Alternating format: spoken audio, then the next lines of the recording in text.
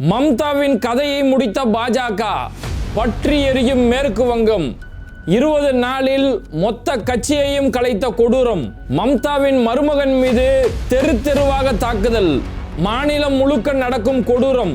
மேற்கு வங்கத்தில் முஸ்லிம்கள் மீது பரப்பப்படும் மதவெறுப்பு, வந்தே மாதரம், விடுமுறை, மதரசாக்கள் என தொடர்ந்து விரட்டப்படும் இஸ்லாமியர்கள். வெளியானது 1880களின் ஆதாரங்கள். இது மாதிரி இன்னைக்கு வட மாநிலங்களில் நடக்கக்கூடிய பல்வேறுபட்ட அரசியலையும், குறிப்பாக இன்னைக்கு பற்றி எறியக்கூடிய மேற்கு வங்கம் சம்பந்தமான பல்வேறுபட்ட செய்திகளையும், அந்த செய்தியோட உண்மைத்தன்மை சம்பந்தமாக தான் இந்த வீடியோவில் பார்க்க போகிறோம். அதுக்கு முன்னாடி யாரெல்லாம் பேட்டை டிவியை சப்ஸ்கிரைப் பண்ணாமல் பார்க்குறீங்களோ அவங்க மறக்காமல் சப்ஸ்கிரைப் பண்ணிவிட்டு இந்த வீடியோக்களை உங்கள் நண்பர்களுக்கு அதிகமாக ஷேர் செய்யுங்க. இப்போ பொதுவாகவே பாஜகவுடைய ஒரு அரசியல் ஆப்ரேஷன் லோட்டஸ்ன்னு சொல்லுவாங்க, ஆப்ரேஷன் தாமரை. அதாவது இந்தியா முழுக்க நாங்கள் தான் ஆட்சி செய்யணும், ஒரு இந்து ராஷ்டிரம் நாங்கள் கொண்டு வரணும் அப்படின்றதோட ஒவ்வொரு அடுத்த கட்ட முயற்சியாக மாநில கட்சிகளை அழிக்கக்கூடிய வேலைகளை செஞ்சுட்டு இருப்பாங்க. அதில் ஒவ்வொரு மாநிலமாக முடிச்சுட்டு இப்போ அவங்க முடிக்க கை வச்சிருக்கக்கூடிய இடம் தான் மேற்கு வங்கம். மம்தா பானர்ஜியோடைய ஒட்டுமொத்த கட்சியுமே அழிக்கப்பட்டு அந்த கட்சியே இன்னைக்கு மம்தா பானர்ஜியோட கையை விட்டு போகக்கூடிய அளவுக்கு 80 எம்எல்ஏக்கள் ஜெயிக்கிறாங்க. அதில் 59-60 பேர் மம்தா பானர்ஜிக்கு எதிராக திரும்பி இருக்கக்கூடிய ஒரு நிலைமையில் இன்னைக்கு மேற்கு வங்கம் மாறி போயிருக்கு. அதாவது நடந்து முடிஞ்ச சட்டமன்ற தேர்தலில் இங்கே தமிழ்நாட்டில், அதாவது ஒட்டுமொத்தத்தில் பாஜகவுக்கு எதிராக யாரெல்லாம் பேசினாங்களோ, தமிழ்நாட்டில் திமுக, மு.க. ஸ்டாலின் பாஜகவுக்கு எதிராக செயல்பட்டார். மேற்கு வங்கத்தில் திரிணாமுல் காங்கிரஸ், மம்தா பானர்ஜி பாஜகவுக்கு எதிராக செயல்பட்டாங்க. கேரளத்தில் பினராயி விஜயன் பாஜகவுக்கு எதிராக செயல்பட்டார். அப்போ இது மாதிரியான நபர்களுக்கு தோல்வி மட்டும் இல்லை, உனக்கு தோல்விக்கு மேலே ஒன்று கொடுக்கணும் அப்படிங்கிற மாதிரி இவங்க கட்சி ஜெயிக்கிறது மட்டும் இல்லை, கட்சிக்கான தோல்வி ஒரு பக்கம், நீங்கள் எம்எல்ஏ கூட ஆக முடியாது அப்படிங்கிற அளவுக்கு இவங்களுக்கு ஒரு தோல்வி ஏற்படுத்தப்பட்டது. அந்த மாதிரி நடந்து முடிஞ்ச மேற்கு வங்க சட்டமன்ற தேர்தல், அங்கே ஒட்டுமொத்தத்தில் 294 தொகுதிகள். அந்த 294 பாஜக மட்டுமே 207 இடங்களில் ஜெயிச்சாங்க. அதுவே பெரிய ஆச்சரியமாக பார்க்கப்பட்டது. எப்படி பாஜக 207 இடங்கள் அங்கே ஜெயிக்க சாத்தியம், இது எதோ இவிஎம் குளறுபடியா அப்படின்னு சொல்லி அதுவே ஒன்றும் அந்த சர்ச்சை ஓஞ்சப்பாடில்லை. அப்போ பாஜக 207 இடங்கள்லையும் டிஎம்சி, மம்தா பானர்ஜியோட திரிணாமுல் காங்கிரஸ் 80 இடங்கள்லையுமே அங்கே ஜெயிச்சிருந்தாங்க. இப்போ இந்த 80 இடங்களில் ஜெயிச்சிருக்கும் போது திரிணாமுல் காங்கிரஸ் இப்போ எதிர்கட்சி அந்தஸ்தை அடைஞ்சிட்டாங்க. அப்போ மம்தா பானர்ஜி அங்கே ஒரு எம்எல்ஏவை கூட இப்போ அவங்க ஜெயிக்க முடியாத ஒரு நிலைமையில் அவங்க என்ன செஞ்சாங்கன்னா, அந்த கட்சியோட ஒரு மூத்த உறுப்பினராக இருக்கக்கூடிய சோபன்தீப் சட்டோபாத்யாய் அப்படின்னு சொல்லக்கூடிய அந்த கட்சியோட ஒரு மூத்த உறுப்பினர், அவர் எம்எல்ஏவை ஜெயிச்சிருக்கிறாரு. இவர் நம்ம கட்சியோட ஒரு எதிர்கட்சி தலைவராக சட்டமன்றத்தில் செயல்படுவார், நம்ம கட்சிக்கான கொறடாவா இவரே சோமன்தீப்பே இருப்பார் அப்படின்னு சொல்லி மம்தா பானர்ஜி இந்த தேர்தல் முடிஞ்ச அந்த டைம்லேயே மே 6ஆம் தேதியே இவரை எதிர்கட்சி தலைவராக நியமிச்சிட்டாங்க. அதுக்கு அந்த டைமில் இருந்த கட்சியோட மற்ற எம்எல்ஏக்கள் எல்லாருமே அதுக்கு ஒப்புதலுமே கொடுத்துட்டாங்க. இப்படி போயிட்டு இருக்கக்கூடிய நேரத்தில் திடீர்னு இந்த கட்சியிலேருந்து ஒரு போர்க்கொடி ஒன்று உயருது. ஒரு இளம் வயது, ஒரு 42-43 வயசு தான் இருக்கும் அவருக்கு, ரிதப்தரா பானர்ஜி அப்படின்னு சொல்லக்கூடிய அந்த கட்சியை சேர்ந்த ஒருத்தர். அது எப்படி அவருக்கு எதிர்கட்சி தலைவராக கொடுக்கலாம், மம்தா பானர்ஜி எப்படி முடிவு செய்யலாம் அப்படின்னு புதுசாக ஒரு குரல் ஒன்று எழுது. நான் தான் இந்த கட்சியோட எதிர்கட்சி தலைவராக இருப்பேன் அப்படின்னு சொல்லி ஒரு குரல் உயர்ந்து, வெறும் குரலோட மட்டும் நிற்காம, எனக்கு 59 எம்எல்ஏக்களுடைய ஆதரவு இருக்கு, என்னையும் சேர்த்து 59 எம்எல்ஏக்களுடைய ஆதரவு இருக்கு அப்படின்னு சொல்லி அங்கே போய் சபாநாயகர்கிட்ட போய் 59 எம்எல்ஏக்களுடைய ஆதரவு கடிதத்தோட போய் அங்கே போய் லெட்டர் போய் கொடுக்குறாரு. அப்போ டிஎம்சி கட்சியோட எதிர்கட்சி தலைவராக நான் தான் இந்த பொறுப்பில் இருப்பேன் அப்படின்னு சொல்லி போய் கடிதத்தை கொடுக்குறாரு. பொதுவாகவே பாஜக பற்றி தெரியும்ல, யாராவது அவங்களுக்கு எதிராக இருக்கக்கூடிய கட்சிகளுக்கு எதிராக ஏதாவது நிலைப்பாடு வந்தால் அதை உடனடியாக அக்செப்ட் பண்ணிடுவாங்க.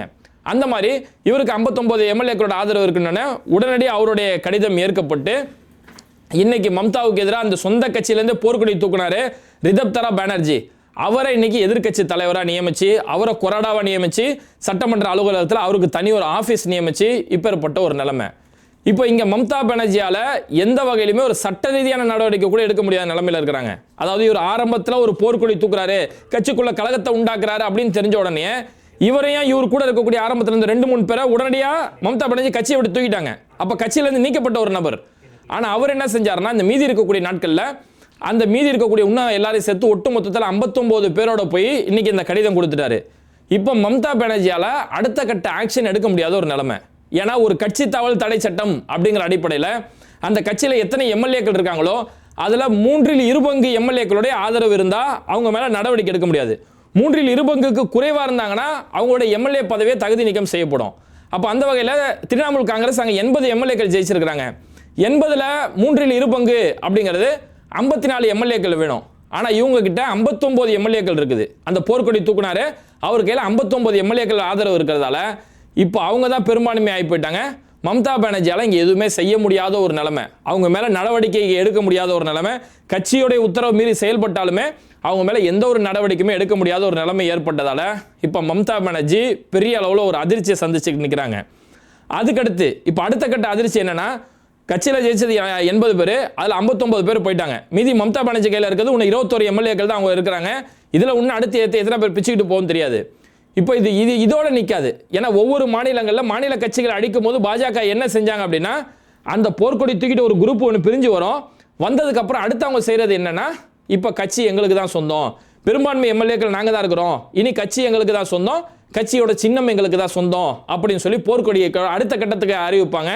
அப்போ யார் பாஜகவுக்கு சார்பாக செயல்படுறாங்களோ அவங்களுக்கு அந்த கட்சியோட சின்னமும் ஒதுக்கீடு செய்யப்படும். இதுதான் நம்ம நாடு முழுக்க பார்த்துட்டு இருக்கோம். சிவசேனாவிலேருந்து அங்கேருந்து ஏக்நாத் ஷிண்டே பிரிஞ்சு வந்தார். அவர் அதே மாதிரி தான் அதிகமான எம்எல்ஏக்களை கூட்டிட்டு இந்த பக்கம் வந்தார். அவங்கள தகுதி நீக்கம் செய்ய முடியல. கடைசியில் சிவசேனான்ற ஒரு கட்சி, உத்தவ் தாக்கரே அவங்க அப்பா காலத்துலேருந்து அவ்வளோ பெரிய அந்த கட்சியை வளர்த்து எடுத்திருந்தாங்க. ஆனால் அது எதுவுமே கிடையாது.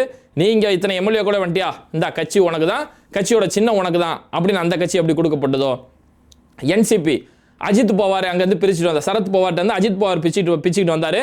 அஜித் பவாருக்கு தான் கட்சி, அஜித் பவாருக்கு தான் சின்னம் அப்படின்னு எப்படி அறிவிக்கப்பட்டதோ அந்த பாணியில் இன்னைக்கு மேற்கு வங்கத்தில் மம்தா பானர்ஜியோட கட்சிக்கெல்லாம் இப்படி ஒரு நிலைமை ஏற்படுமா அப்படின்னு நம்ம நினைக்கக்கூடிய அளவுக்கு மிகப்பெரிய ஜனநாயக படுகொலை. அவ்வளோ ஒரு மோசம். இன்னைக்கு மம்தா பானர்ஜி அவங்க தோல்வி அடைஞ்சாங்க, எம்எல்ஏவா கூட ஆக முடியலன்றதை விட இன்னைக்கு மம்தா பானர்ஜி கையில் கட்சியே இல்லை அப்படிங்கிற ஒரு நிலைமை ஏற்படக்கூடிய அளவுக்கு மேற்கு வங்கத்தில் இவ்வளோ ஒரு மோசமான ஒரு நிலைமையை சந்திச்சுக்கிட்டு இருக்கிறாங்க.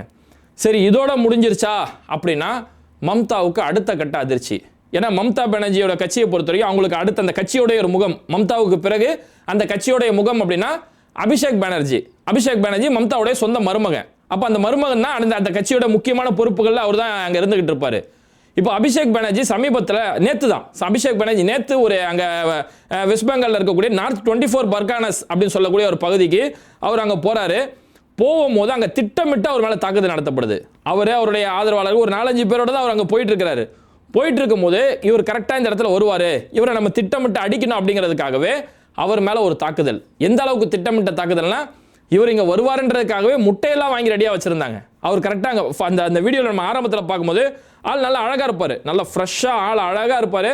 அப்படி தான் அந்த கூட்டத்திலுமே அங்கே வந்துட்டு இருந்தார். அவர் மேலே அங்கே தொடர்ந்து தாக்குதல் நடத்தப்படுது. உடனே அவர் கூட இருக்கக்கூடிய பாதுகாப்பு அதிகாரிகள் அங்கே ஏதோ ஒரு கிரிக்கெட் ஹெல்மெட் ஒன்று இருக்குது, மேட்ச் விளையாடும் போது கிரிக்கெட்டுக்கு பயன்படுத்தக்கூடிய ஹெல்மெட், டக்குன்னு அந்த ஹெல்மெட் எடுத்து இவரை காப்பாற்றுறாங்க. ஹெல்மெட்டை அவருக்கு போட்டு விடணுன்னு உடனடியாக முட்டையை வச்சு தாக்குறானுங்க, கல்லை வச்சு தாக்குதல் நடத்துகிறாங்க, செருப்பை வச்சு அடிக்கிறானுங்க. அதுக்கடுத்து கூட்டத்துக்குள்ளே பூந்து கையை விட்டு அடிக்கிறதுன்னு சொல்லி தொடர் தாக்குதல். அபிஷேக் பானர்ஜி ஒரு எம்பி, இத்தனைக்கும் ஒரு நாடாளுமன்ற உறுப்பினர், ஒரு எம்பி மேலே இவ்வளோ ஒரு மோசமான ஒரு தாக்குதல்.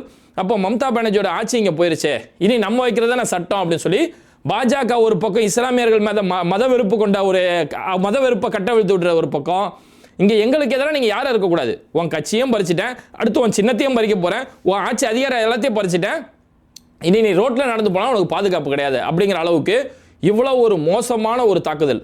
எமர்ஜென்சி நேரத்தில் இங்கே திமுகவை சேர்ந்தவங்களுக்குலாம் ஒரு பெரிய ஒரு தாக்குதல், ஒரு பெரிய துயரங்களை சந்திச்சாங்கன்னு கேள்விப்படுறோம்ல, அதெல்லாம் இன்னைக்கு வெஸ்ட் பெங்காலில் திரிணாமுல் காங்கிரஸ் கட்சியை சேர்ந்தவங்களும் இங்கே நடந்துட்டு இருக்குது. கட்சியோடைய ஒரு மூத்த உறுப்பினர், கட்சியோடைய ஒரு முக்கியமான ஒரு எம்பி, அவர் மேலே இன்னைக்கு நடு ரோட்டில் ஓட விட்டு அவர் அடிக்கிறாங்க. கொஞ்சம் கூட மனசாட்சி இல்லாமல் தெருவா விரட்டி அடிக்கக்கூடிய அளவுக்கு இவ்வளோ பெரிய ஒரு கொடூர சம்பவம். ஒரு சாமானியனுக்கு நடந்தாலே அங்கே பாதுகாக்க வேண்டியது கடமை. ஆனால் ஒரு நாடாளுமன்ற உறுப்பினர், ஒரு எம்பியை இந்த அளவுக்கு தாக்குதல் நடத்தும் போது கூட எந்த ஒரு நடவடிக்கையுமே இல்லாத ஒரு நிலைமை ஏற்பட்டிருக்கு.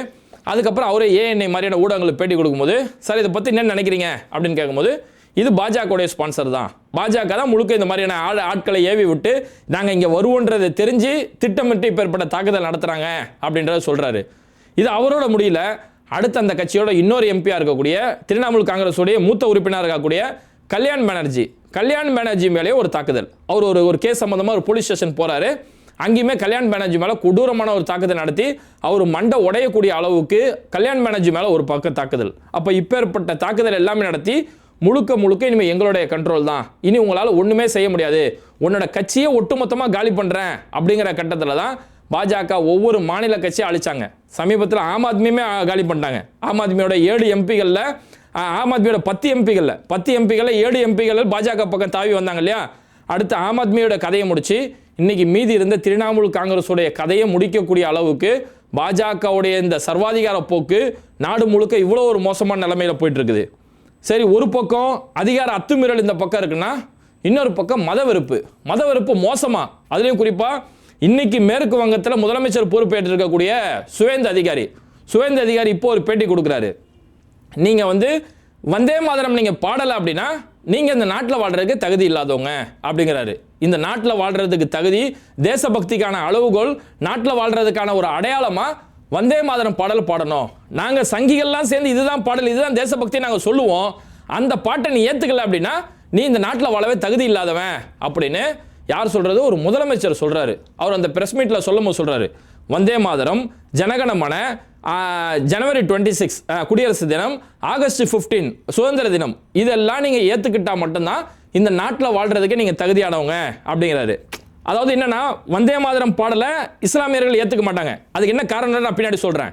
அப்ப அந்த வந்தே மாதரம் பாடலோட விட்டா இது நம்ம சொல்லி எடுபடாது அப்படிங்கிறதுக்காக வந்தே மாதரம், ஜனகணமன, ஜனவரி 26, ஆகஸ்ட் 15 இதெல்லாம் சேர்த்து சொன்னிட்டா இஸ்லாமியர்கள் இதுக்கு எதிரானவங்க அப்படின்ற ஒரு கண்ணோட்டம் உருவாயிருங்கிறதுக்காக இப்படிப்பட்ட வார்த்தைகளை சொல்லிட்டு நீ வந்தே மாதரம் ஏத்துக்கிறலன்னா நீ இந்த நாட்டில் வாழ்றதுக்கு தகுதி இல்லை. அதனால வந்தே மாதரம் பாடலோட 6 சரணத்தையும் பாடணும். ஒவ்வொரு பள்ளிக்கூடங்கள்லையும் ஸ்கூல் ஆரம்பிக்கிறதுக்கு முன்னாடி வந்தே மாதரம் பாடல் பாடப்படணும். ஒவ்வொரு மதரசாக்கள், எந்த மதரசாக்கள் அங்கீகரிக்கப்பட்ட மதரசாக்களா இருக்கோ அந்த மதரசாக்கள் குரானை போதிக்கக்கூடிய ஒரு இடம், அந்த இடத்துலையும் நீ வந்தே மாதரம் பாடினா மட்டும்தான் உனக்கு அங்கீகாரம் அப்படின்னு சொல்லி மதரசாக்களா இருந்தாலும் வந்தே மாதரம் பாடல்கள் பாடப்படணும். பள்ளிக்கூடம் ஆரம்பிக்கிறதுக்கு முன்னாடி பாடணும். வெறும் சும்மா வந்தே மாதரம்லாம் பாடக்கூடாது, 6 சரணத்தையும் பாடப்படணும். ஏன் 6 சரணன்ற நான் வரிசையா சொல்றேன். இதெல்லாம் சொல்லும் போது இந்த வந்தே மாதரம் பாடல் தான் இந்தியாவுடைய பண்பாட்டு அடையாளம், இந்தியாவுடைய கலாச்சார அடையாளமே வந்தே மாதரம் பாடல் தான் சொல்லி ஒட்டுமொத்த இந்திய கலாச்சாரத்தையும் பண்பாட்டு அடையாளத்தையும் கொண்டு போய் வந்தே மாதரத்தை நீ ஏற்றுக்கொண்டாதான் நீ உண்மையான இந்தியன் அப்படிங்கிற கட்டத்தை கொண்டு போயிட்டு கூடுதலாக சுவேந்த அதிகாரி என்ன ஒரு வார்த்தை சொல்றாருன்னா, இந்தியாவுக்கு 2 பெயர்கள் உள்ளது, ஒன்று இந்தியா, இன்னொன்று ஹிந்துஸ்தான் அப்படின்ற ஒரு வார்த்தை பயன்படுறாரு. அதாவது இந்துக்களின் நாடு. இவங்க ஹிந்துஸ்தான் சொல்ற, ஹிந்துஸ்தான் அந்த மீனிங் கிடையாது, இந்துக்களின் நாடு அப்படின்ற அளவுக்கு கொண்டு வராரு. ஹிந்துஸ்தான் அப்படின்ற ஒரு கட்டமைப்பில் கொண்டு வராரு. ஏன்னா சுவேந்த அதிகாரியை பொறுத்த வரைக்கும் அவர் இந்த இஸ்லாமிய வெறுப்போட செயல்படுறதுன்றது ஏதோ புதுசா இல்லை. அதாவது இவர் இதுக்கு முன்னாடி திரிணாமுல் காங்கிரஸில் இருந்த ஒரு நபர் தான். அவர் மேல ஒரு ஊழல் வழக்கில் சிக்கி அவர் மேல பல கோடி ரூபாய் குற்றச்சாட்டு சுமத்தப்பட்டோன்னே பாஜக பக்கம் ஒரு நபர், எப்படி காங்கிரஸ்ல ஹிமந்த பிஸ்வா சர்மா இருந்தாரு, அவர் மேல பெரிய ஒரு ஊழல் வழக்கு சொன்னோன்னே பாஜக பக்கம் வந்தாரு. வெறும் பாஜக பக்கம் வந்தா போதாது, நம்ம சங்கிகளுக்கெல்லாம் பெரிய சங்கியா மாறணும் அப்படிங்கிறதுக்காக ஹிமந்த பிஸ்வா சர்மா எப்படி ஒரு இஸ்லாமிய வெறுப்புகளை கக்கினாரோ அதே மாதிரி தான் இன்னைக்கு சுவேந்த அதிகாரியும் மேற்கு வங்கத்தில் இஸ்லாமியர்கள் மேல வெறுப்பை கக்கிட்டு இருக்கிறாரு. ஏன்னா மேற்கு வங்கத்தை பொறுத்த வரைக்கும் 26% அங்கே இஸ்லாமியர்கள் இருக்காங்க. இஸ்லாமியர்கள் நாட்டிலேயே இஸ்லாமியர்கள் சதவீத அளவில் அங்கே அதிகமாக இருக்கக்கூடிய ஒரு மாநிலம் அது. எண்ணிக்கை அளவில் உத்தரப்பிரதேசத்தில் இஸ்லாமியர்கள் அதிகம், ஆனால் சதவீத அளவில் கிட்டத்தட்ட அந்த மாநில மக்கள் தொகையில் 26% அங்கே இஸ்லாமியர்கள் இருக்கிறாங்க. அங்கே முதலமைச்சராக பொறுப்பேற்றிருக்கக்கூடிய ஒரு நபர் இவ்வளோ ஒரு மோசமான இஸ்லாமிய வெறுப்பை பரப்பிட்டு இருக்கிறாரு. ஏன்னா ஒரு சமீபத்தில் கூட ஒரு வார்த்தை ஒன்று சொன்னார், முஸ்லீம்கள் டிஎம்சிக்கு தான் ஓட்டு போட்டீங்க, திரிணாமுல் காங்கிரஸ் மம்தா பானர்ஜிக்கு தான் முஸ்லீம்கள் ஓட்டு போட்டீங்க, என்ன இந்துக்கள் தான் வெற்றி அடைய வச்சாங்க, அதனால நான் இந்துக்களுக்காக தான் நான் பணியாற்றுவேன் அப்படின்னு சொல்லி பதவியே இருக்கக்கூடிய நேரத்தில் இந்த வார்த்தையை சொல்றாரு. என்னன்னா, நான் முஸ்லீம்களுக்கெல்லாம் நான் எம்எல்ஏ கிடையாது, முஸ்லீம்களுக்கு நான் முதலமைச்சரும் கிடையாது, ஏன்னா நீங்க எனக்கு ஓட்டு போடல, எனக்கு இந்துக்கள் தான் ஓட்டு போட்டாங்க, அதனால நான் இந்துக்களுக்கு தான் பணி செய்வேன் அப்படின்னு இப்பேற்பட்ட அப்பட்டமான மதவெண்மை, மக்களை மதத்தால கூறு போடக்கூடிய ஒரு பேச்சை இவர் பதவி ஏற்கக்கூடிய நேரங்களில் பேசினாரு. அதே மாதிரி இவர் இதுக்கு முன்னாடி பேசின பேச்செல்லாம் பார்த்தோம்னா அவர் சொல்றாரு, எங்கெல்லாம் இஸ்லாமியர்கள் அதிகமாக இருக்கிறாங்களோ அந்த இடங்களுக்கு நீங்கள் போகாதீங்க, உங்களுக்கு பாதுகாப்பு இல்லை அப்படி சொல்லி அவர் மக்களுக்கு ஒரு கருத்து சொன்னார். நீங்கள் எங்கேயாவது சுற்றுலாவுக்கு போறீங்க அப்படின்னா கூட, உதாரணத்துக்கு அவர் ஒரு உதாரணத்தையும் சொல்றாரு, நீங்கள் ஜம்மு காஷ்மீர் நீங்கள் சுற்றுலாவுக்கு ஒரு டூரிஸ்டாக போனால் கூட நீங்கள் காஷ்மீருக்கு போகாதீங்க, ஜம்முவுக்கு போங்க அப்படிங்கிறாரு. காஷ்மீரில் இஸ்லாமியர்கள் அதிகமாக இருக்கிறாங்க, ஜம்முவில் இந்துக்கள் இருக்கிறாங்க, அதனால் நீங்கள் ஜம்மு காஷ்மீர் போகிறா இருந்தால் கூட காஷ்மீருக்கு போகாதீங்க, ஜம்முவுக்கு போங்க, இமாச்சல் போங்க, ஒடிசா போங்க, ஆனால் இஸ்லாமியர்கள் எங்கே கணிசமாக இருக்கிறாங்களோ அந்த பகுதிக்கு நீங்கள் போகாதீங்க. நம்மளுடைய தாயையும் நம்மளுடைய பிள்ளைகளையும் நம்மளோட மனைவியை காப்பாற்ற வேண்டியது, அவங்களோட உயிரை காப்பாற்ற வேண்டியது நம்மளோட பொறுப்பு, அதனால இஸ்லாமியர்கள் இருக்கக்கூடிய இடங்களுக்கு நீ போகாதீங்க அப்படின்னு அப்பட்டமாக மதவன்மத்தை பரப்புன ஒரு நபர். இவர் ஆட்சி ஏற்றோடனே வந்தே மாதரம் பாடல் பாடணுன்றது ஒரு சட்டமாக எப்படி கொண்டு வந்தாரோ அதே மாதிரி அவர் ஆட்சிக்கு கொண்டது என்ன தெரியுமா, பக்ரீத்தோட விடுமுறையை ரத்து செய்கிறாரு. அதாவது இந்தியாவில் மேற்கு வங்கத்தில் இஸ்லாமியர்கள் அங்கே அதிகமாக இருக்கிறதால பக்ரீத்துக்கு அங்கே வழக்கமாகவே மம்தா பானர்ஜி கிட்டத்தட்ட 15 வருஷமாக அங்கே முதலமைச்சராக இருந்தாங்க. அப்போ மம்தா பானர்ஜி ஒரு சட்டம் என்ன கொண்டு வந்தாங்கன்னா, பக்ரீத்துக்கு 2 நாள் அரசு விடுமுறைன்னு கொண்டு வந்தாங்க. ஏன்னா அதிக அளவில் அங்கே இஸ்லாமியர்கள் இருக்கிறதால இங்கேருந்து வேற ஊருக்கு லீவுக்கு போவாங்க, அவங்க அங்கேருந்து திரும்பி வரணும். இப்போ நம்ம ஊர்லேயே தீபாவளி நேரத்தில் நம்ம தமிழ்நாட்டிலே பார்த்தோம்னா தீபாவளிக்கு ஒரு நாள் எக்ஸ்ட்ரா லீவு கொடுக்கப்படும். ஏன்னா ஊருக்கு போனவங்க திரும்பி வரணும், டிராஃபிக் அதிகமாக இருக்குன்னு சொல்லி 2 நாள் அரசு விடுமுறை விடும் இல்லையா? அந்த மாதிரி மேற்கு வங்கத்தில் பக்ரீத் பண்டிகைக்கு விடுவாங்க. ஆனால் இவர் ஆட்சி பொறுப்புக்கு வந்த உடனே பக்ரீத் பண்டிகை 2 நாள் விடுமுறைலாம் கிடையாது, 1 நாள் தான் விடுமுறை அப்படின்னு சொல்லி அந்த மக்களுக்கு இத்தனை நாளாக கிடைச்சிருந்த அந்த விடுமுறை தினத்தையுமே ரத்து செஞ்சிருக்கிறாரு. இப்பேற்பட்ட மத வன்மத்தோட செயல்பட்டுக்கிட்டு.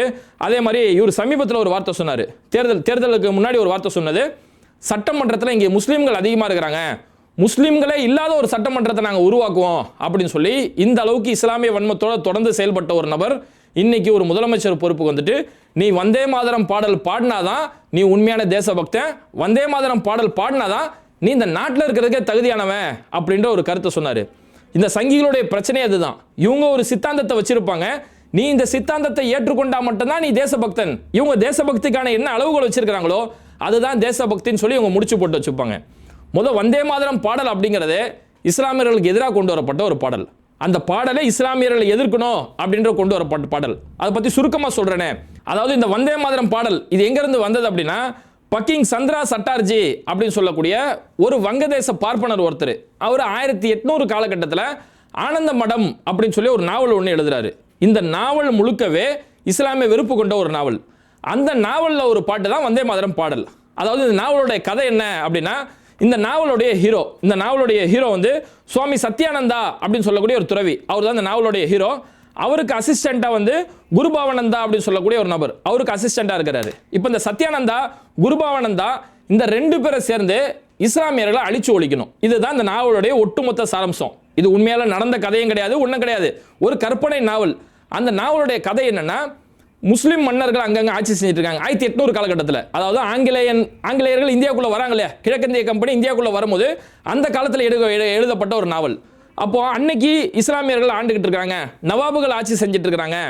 அப்போ இந்த இஸ்லாமிய மன்னர்களையும் நவாபுகளையும் அந்த ஆட்சியை ஒட்டுமொத்தமாக அழிச்சு ஒழிக்கணும், இஸ்லாமியர்களை அழிக்கணும் அப்படிங்கிறதுக்காக இந்த 2 ஹீரோக்கள் கிளம்பி வராங்க. இந்த சத்யானந்தா குருபவானந்தா இந்த 2 துறவிகள் சேர்ந்து வைணவ இந்துக்களை ஒன்று திட்டுறாங்க. வைணவ இந்துக்கள் நம்ம எல்லாரும் ஒன்று சேர்ந்து நம்மளுடைய தர்மத்தை நம்ம காப்பாற்றணும், நம்மளுடைய மதங்களை காப்பாற்றணும்னா இந்த இஸ்லாமியர்களை அழிச்சு ஒழிக்கணும் அப்படின்னு சொல்லி இளைஞர்களை ஒன்று திரட்டுறாங்க. எல்லாரும் நம்ம வாழேந்தி வரணும், நம்மளாம் வாழேந்தி போராடினா தான் நம்ம வந்து நம்மளுடைய தர்மத்தை காப்பாற்ற முடியும் அப்படின்னு சொல்லி வாழேந்திக்கிட்டு வராங்க.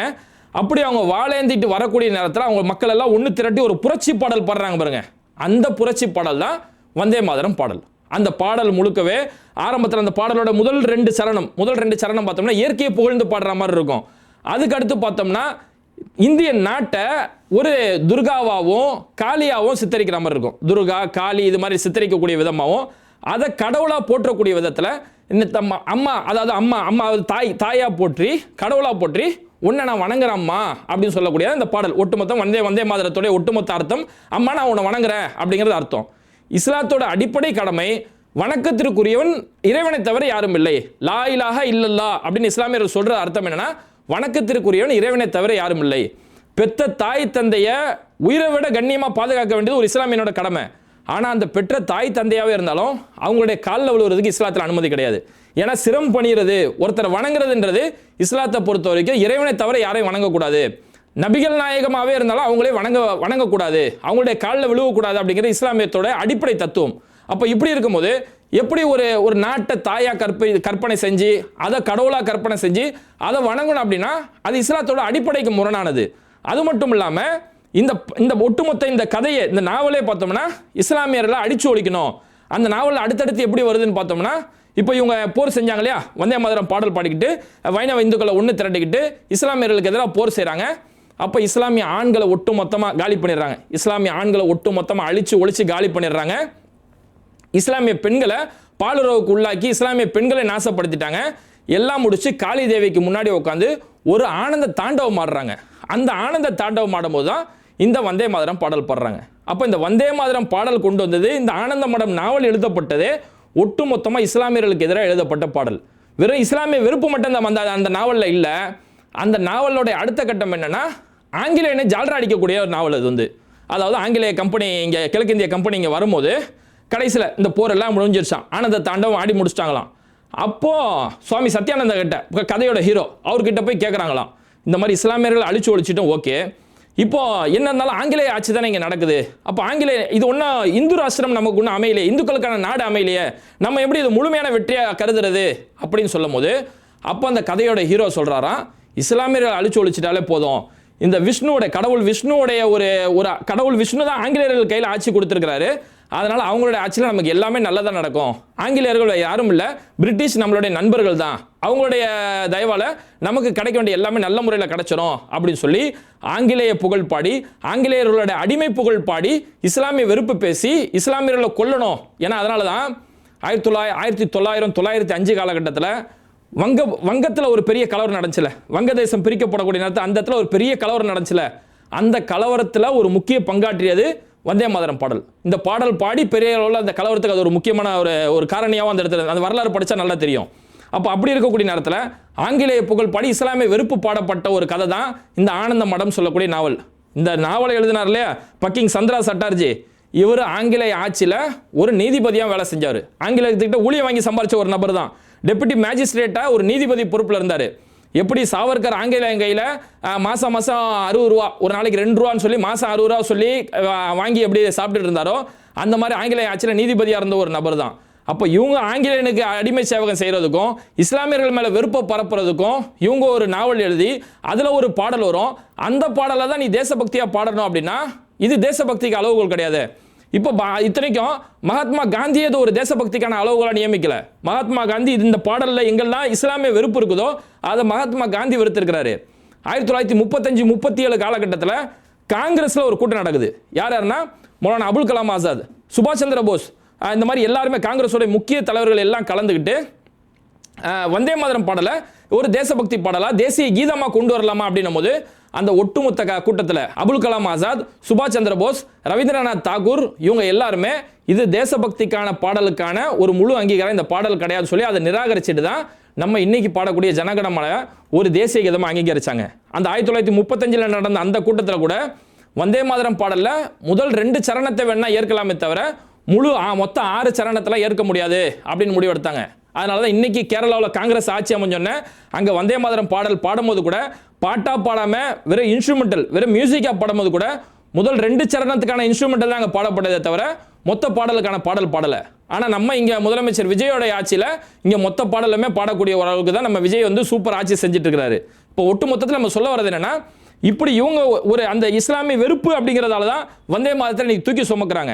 சமீபத்தில் மோடிஜி ஒட்டு மொத்தமாக எல்லா மாநிலங்களும் சுற்றறிக்கை அனுப்பிட்டு எந்த அரசு நிகழ்ச்சியாக இருந்தாலும் அங்கே வந்தே மாதரம் பாடல் பாடப்படணும், 150 வருஷம் ஆச்சு, இதுதான் தேசிய உணர்வுக்கான தேசிய பக்திக்கான அடையாளம் அப்படி இப்படின்னு அந்த சுற்றறிக்கை அனுப்புகிறாங்கன்னா அதுக்கு பின்னாடி இருக்கிறது இஸ்லாமிய வெறுப்பு தான். இவங்களுக்கு நாட்டு மேலே பற்றுனால இஸ்லாமியர்கள் மேலே வெறுப்பு.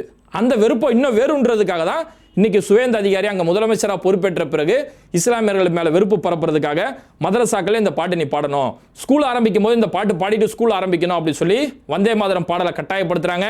இன்னைக்கு பக்ரீத் பண்டிகைக்கு விடப்பட்ட விடுமுறை ரத்து செய்யப்படுது.